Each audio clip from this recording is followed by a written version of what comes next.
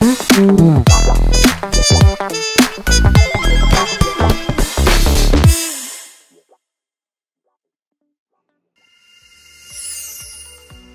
datang di Market Insight BRI Manajemen Investasi. Kali ini kami akan membahas perkembangan pasar terkini dan perkembangan tren yang sedang berkembang untuk membantu Anda mengambil keputusan investasi yang tepat. Zona Amerika Serikat. Pemerintah Amerika Serikat menyatakan bahwa 1 Agustus 2025 merupakan batas waktu penyelesaian kesepakatan terkait tarif perdagangan. Apabila tidak tercapai, tarif akan tetap diberlakukan tanpa ada perpanjangan. Amerika Serikat dan Uni Eropa telah menyepakati tarif sebesar 15% atas sebagian besar produk impor dari Uni Eropa, lebih rendah dari ancaman sebelumnya yang mencapai 50%. Uni Eropa juga sepakat untuk membeli energi dari Amerika Serikat senilai 750 miliar US dollar serta berinvestasi sebesar 600 miliar US dollar di Amerika Serikat. Amerika Serikat dan Jepang juga telah menyepakati tarif produk impor Jepang sebesar 15% dan Jepang berkomitmen untuk berinvestasi 550 miliar US dollar di Amerika Serikat. The Fed akan membahas kebijakan moneter pada pekan ini. Pasar memprediksi tidak ada perubahan suku bunga acuan, namun The Fed diperkirakan akan menurunkan suku bunga acuan pada bulan September. Jerome Powell diproyeksikan akan memberikan pernyataan bernada dovish sejalan dengan ekspektasi penurunan suku bunga di bulan September. Amerika Serikat dan China sepakat untuk sementara waktu menetapkan tarif impor atas produk China sebesar 30%, sedangkan tarif impor atas produk Amerika Serikat sebesar 10%. Kesepakatan tarif ini akan dievaluasi kembali pada 12 Agustus 2025.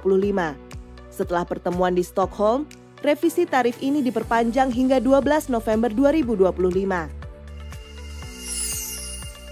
Zona Indonesia.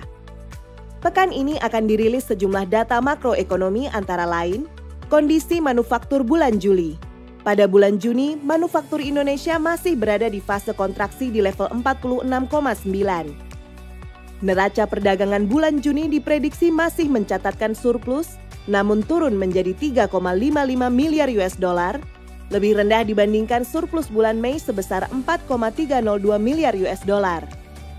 Proyeksi penurunan surplus ini lebih disebabkan oleh ekspektasi peningkatan aktivitas impor di bulan Juni yang diperkirakan tumbuh 5,7% year on year, dibandingkan pertumbuhan impor sebesar 4,14% year on year di bulan Mei. Inflasi bulan Juli diprediksi tumbuh 2,2% year on year, lebih tinggi dibandingkan pertumbuhan 1,87% year on year pada bulan Juni. Market View.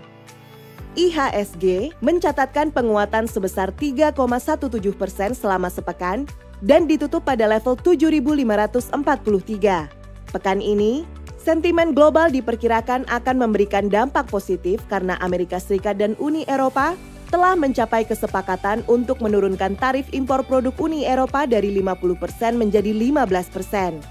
Selain itu, The Fed juga akan mengadakan pertemuan yang diperkirakan akan menghasilkan pernyataan bernada dovish karena adanya potensi penurunan suku bunga acuan pada bulan September. Dari dalam negeri, rilis data-data ekonomi domestik berpotensi memberikan efek positif tambahan bagi IHSG. Selama sepekan, investor asing mencatatkan penjualan bersih atau net sell sebesar 136,95 miliar rupiah. Secara year to date, investor asing telah membukukan outflow sebesar 59,66 triliun rupiah. Adapun 3 sektor yang mencatatkan penguatan tertinggi selama sepekan adalah teknologi plus 14,41%, infrastruktur plus 7,20%, industrial plus 6,20%. Pada tanggal 25 Juli 2025, tingkat imbal hasil atau yield surat utang negara atau SUN tercatat mengalami penurunan di seluruh tenor. Yield benchmark untuk tenor 5 tahun atau FR0104 turun ke level 6,07%, yield tenor 10 tahun atau FR0103 turun di level 6,51%, yield tenor 15 tahun atau FR0106 turun di level 6,78%, dan yield tenor 20 tahun atau FR0107 juga turun di level 6,89%. Di pasar global, Yield obligasi pemerintah Indonesia dalam denominasi USD dengan tenor 10 tahun atau Indon 35 mengalami turun ke level 5,15% per 25 Juli 2025, sedikit menurun dari 5,2% pada 18 Juli. Sementara itu, yield US Treasury tenor 10 tahun juga tercatat turun di level 4,39% dari 4,41% pada periode yang sama. Risiko investasi Indonesia yang tercermin dari Credit Default Swap atau CDS 5 tahun turun ke level 71,97 basis point. Sementara itu, nilai tukar rupiah terhadap dolar Amerika Serikat melemah sebesar 0,14% secara mingguan, dengan kurs US dollar per rupiah tercatat di level 16.315 per 25 Juli 2025. Per 24 Juli 2025, kepemilikan asing pada surat utang negara tercatat sebesar 936,16 triliun rupiah atau 14,66% dari total outstanding surat utang negara. Angka ini meningkat dibandingkan posisi 18 Juli 2025 yang sebesar 932,53 triliun rupiah atau 14,53% dari total outstanding. The Fed diperkirakan akan menurunkan suku bunga acuannya sebanyak 2 kali pada tahun 2025 dengan total penurunan sebesar 50 basis poin setelah sebelumnya memangkas suku bunga sebesar 100 basis poin pada tahun 2024. Perekonomian Amerika Serikat diperkirakan tetap berada pada jalur soft landing dengan proyeksi pertumbuhan tahunan sebesar 1,4% di tahun 2025. Sejalan dengan itu, Bank Indonesia juga diperkirakan akan menerapkan kebijakan moneter ekspansif pada 2025 yang diharapkan berdampak positif terhadap pertumbuhan ekonomi Indonesia.